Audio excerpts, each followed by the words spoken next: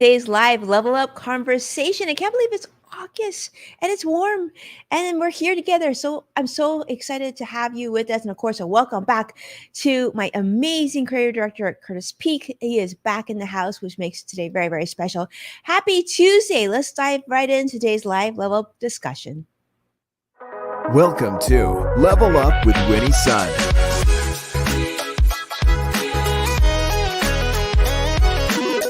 Market update.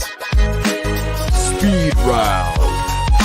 Award-winning financial pro. And now, get ready. I present to you Level Up with Winnie Sun.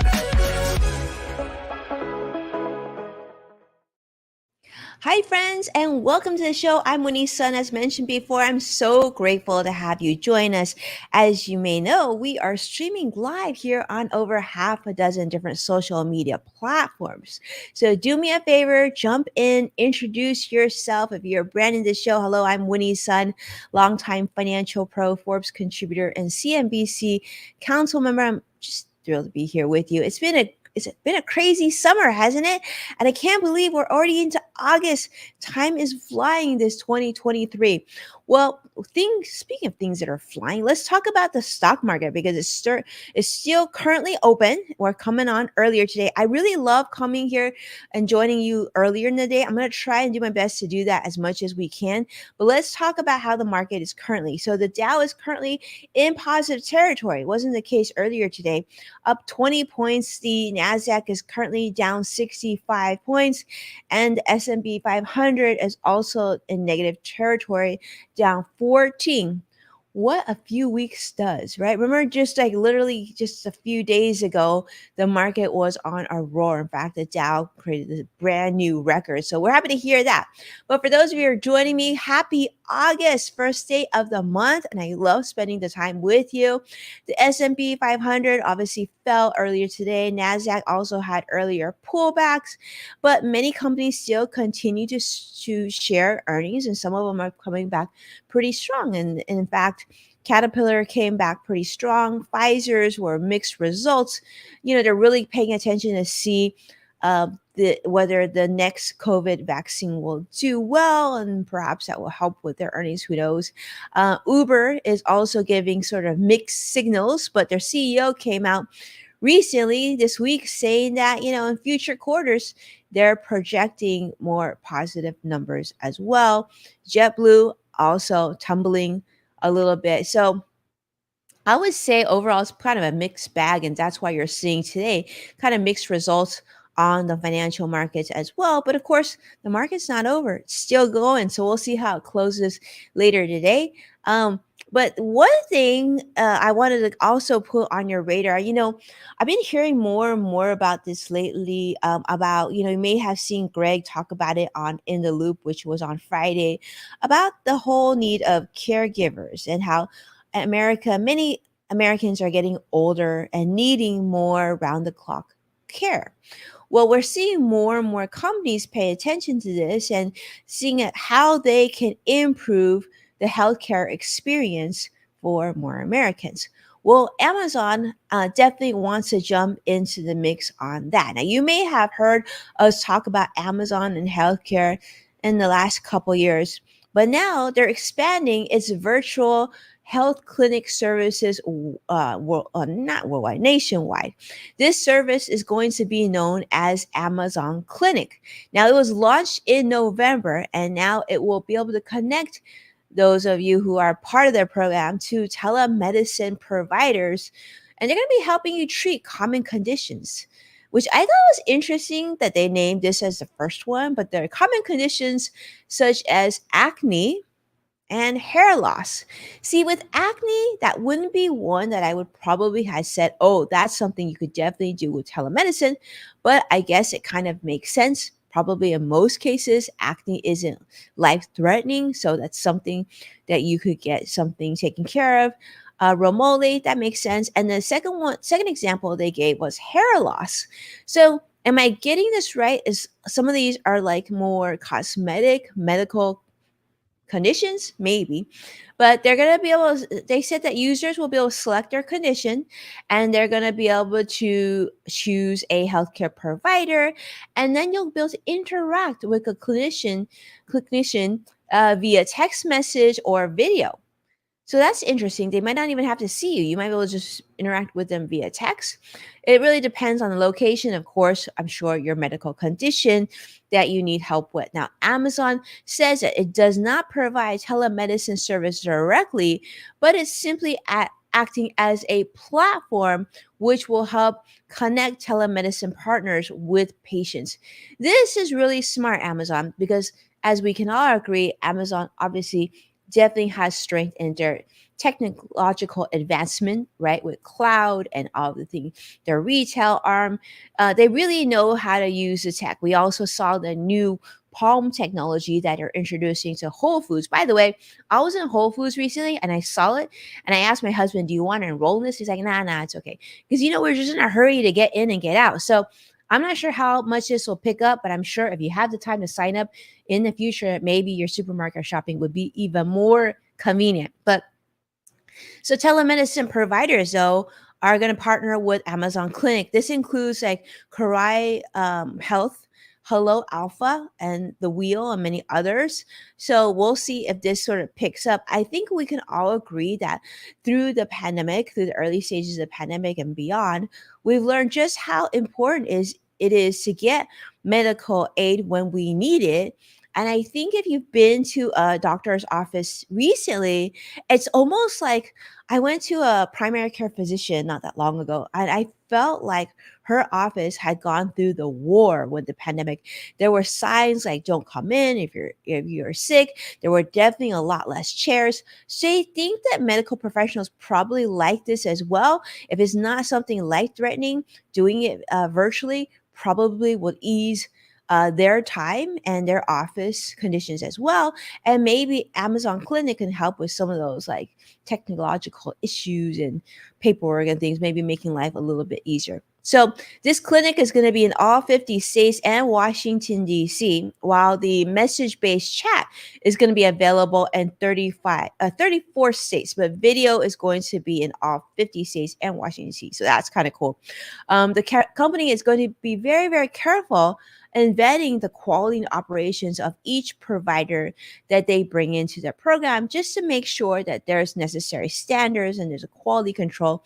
But currently, Amazon Clinic does not accept insurance, which that is probably going to be a deal breaker for a lot of Americans. So this is really designed for people, I guess, who don't have insurance or who are comfortable paying out of pocket.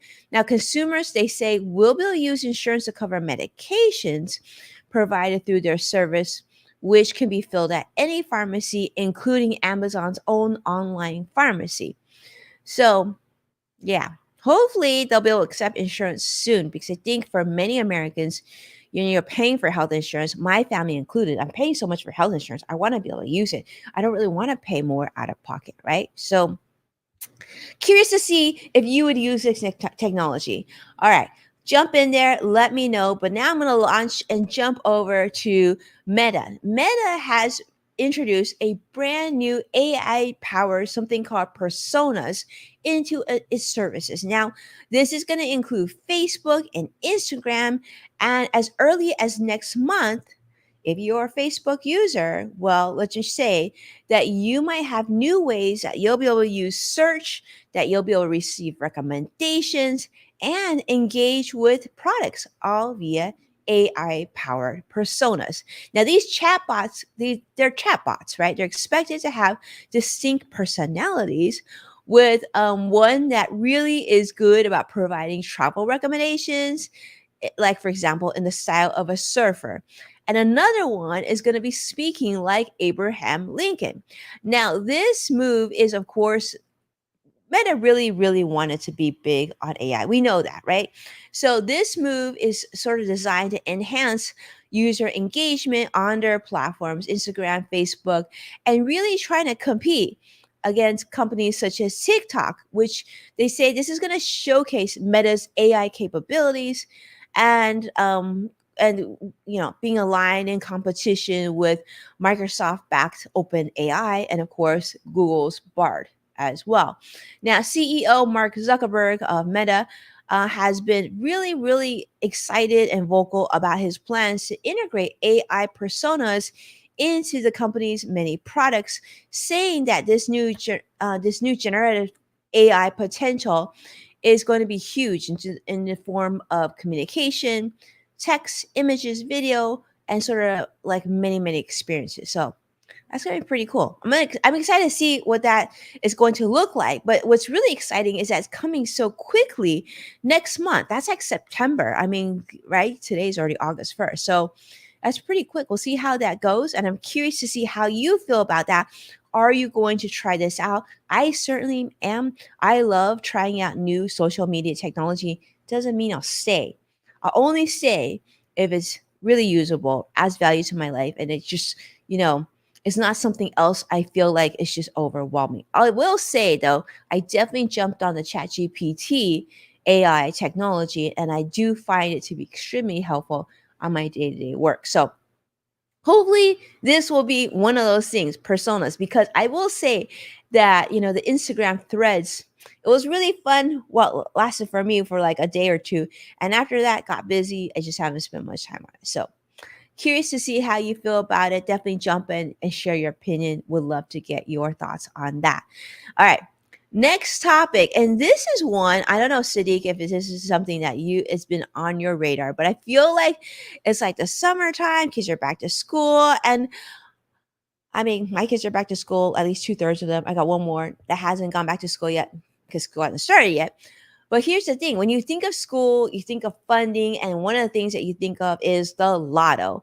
And you probably heard about this huge jackpot that was won. I think it's someone in downtown Los Angeles just a week or so ago. Well, Mega Millions. Mega Millions is the big thing. Mega Millions jackpot has, believe it or not, reached an estimated $1.05 billion dollars as of today. I know, a lot of money, a lot of coin there. It's attracting a lot of people, a lot of interest. We're seeing this all over the news. In fact, financial news, I saw it all over. It's like the top stories today. So I want to talk to you about this. Now, if you plan to buy a ticket and play, you know how to do that. I'm not going to go into detail on that, but I would just say don't go crazy, right? Be very, very mindful. Most people don't win, most people lose, but if you do this, do know that the ticket will cost $2 per play, and then there's a mega plier, they said, which will cost an additional $1. So basically it's a $3 ticket if you're going to go all in, right? Now tickets are going to be available in 45 states. Now if you've bought one before, you probably know that you can buy them currently, but of course online ticket purchases are available in some select states as well. I'm gonna have to see if that's available in California. I'm guessing it's not because I haven't heard of this. But these drawing take place every Tuesday and Friday. Here on the West Coast, it'll be 8 o'clock on Pacific, or if you're on the East Coast, it'll be 11 p.m. Eastern. So you're going to be staying up pretty late to see if you win, or you can just check the next day, which probably is just as easy, and jump on their website. But these tickets are going to be available up to 15 minutes prior to the drawing. So if you're thinking you can go and pick up these tickets right at the last minute, that's probably not the case. Now, if you want to know if you won or not tomorrow, there's going to be two options for you. You can obviously go on their website to see if you won or not. That's where I would go if I was doing this. But here's the thing that you want to know. Now, if you win, there's going to be two options for you. Now, I know we can dream a little, right? Because you're thinking like, what do you like? Am I gonna win? I mean, like, I don't feel like I'm gonna win, but I mean, it would be nice to think. But if we hypothetically were to win, what would happen? Well, you would have to make a choice. You would have to make a choice of either taking the lump sum payment from the prize pool, and of course, that's gonna be taxed pretty heavily. And then there's a second option, which is the annuity option, which I want to talk about a little bit because a lot of people feel like you obviously understand the cash, lump sum option. You get the lump sum, you have to pay a bunch of taxes, but then you'll be left with a sum of money. So how does the annuity option work? Well, let me give you an example, right? So the annuity option works like this. You're going to get one immediate payment followed by 29 additional annual payments. Now, these 29 additional payments will increase by 5% each year, and that's to protect the winner's purchasing power in times of inflation. Now, we know, of course, just a year ago or 2 years ago, inflation was much higher than 5%. But in more normal conditions, inflation is usually reasonable. 5% usually can cover inflation. But of course, don't forget, in either case, whether you take the lump sum or the annuity option, taxes will take place. When you get money, you will get taxed. So it's as simple as that. So let's give you an example. For a typical $100 million jackpot, the initial payment would be about $1.5 million. That's on 100 million. We just said that this is like $1 billion jackpot. So if you win the whole thing, obviously it would be significantly higher than that. But on 100 million, you get about 1.5 million. Okay, that would be taxed. And then it would grow to about 6.2 million for future annual payments. Now, when the jackpot is 200 million, each payment is, of course, twice as big.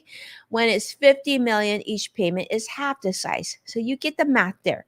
So basically, you get some of it in the beginning, and then you get a little bit for the next 29 years. Now, it's important to also mention that the cash option is a one time lump sum payment equivalent to the cash in the Mega Millions jackpot prize pool minus taxes. Now, prize claim parameters will vary from state to state. So it's good for you if you win. If you need someone to talk to, give me a call. I'm sure I can help you out and get you to making some smart decisions. But it's really important for you to contact your Mega Millions lottery for detailed information on when it comes to claiming your prize so that you know your full options. But one thing I will say, and this is really key, when you do this, either you take the lump or you do it the annuitized format. Whatever you do, make sure to find a very, very experienced financial advisory team. Uh, Financial advisory team would be even better, and also very, very experienced accountant or accounting team as well. That's critical. You want to have all this in place before you turn in your ticket. That's my opinion, and that's what I would recommend the people that I have a chance to work with as well. With that, I hope that you found this helpful. Let me just check up on the market real quick. I see Vicky joining us on Facebook Live. Thanks so much, Vicky, for joining us. So before we tee off here, the Dow is currently up 12 points still. It's still in the positive. And the NASDAQ is now down even more, down 56 points currently. And the S&P 500 is also negative, down 13 currently. So we'll see how it closes. The market won't be closing for another few hours. So still much to think, but whatever you do, enjoy your summer. Enjoy August. I mean, this is a treat. We're gonna be here. We have a lot of fun shows scheduled for you, of course, the rest of the year and this week in particular. Thank you so much, my friends, for joining us and being here. Don't be shy. Make some comments if you're watching my replay, and if you want to share this video, go ahead and share it on social media. Tag me at Winnie Sun so I can properly thank you. Like, I want to say a big, huge thank you to Vicky, Joshua, and of course Sadiq for always being so supportive of our show. If you enjoyed this video, give us a like and subscribe. And then don't forget, you can find full episodes of Level Up with Winnie Sun on NASDAQ, Amazon Fire, Samsung, LG, Roku, and many other streaming platforms. And you can check out Yes Factor with Winnie Sun on Apple Podcasts and the LinkedIn Podcast Network. With that, thank you so much. I really appreciate your time. I'm going to be seeing you again this week, so stay close and reach out to me on social media. If you see anything fun, let me know, because actually this Friday on In the Loop, we're going to be talking about things to watch. Things to watch on streaming, cable, regular TV. You have any tips or suggestions? Definitely send me a message. I would love to hear from you. With that, take care and be well. Bye bye now.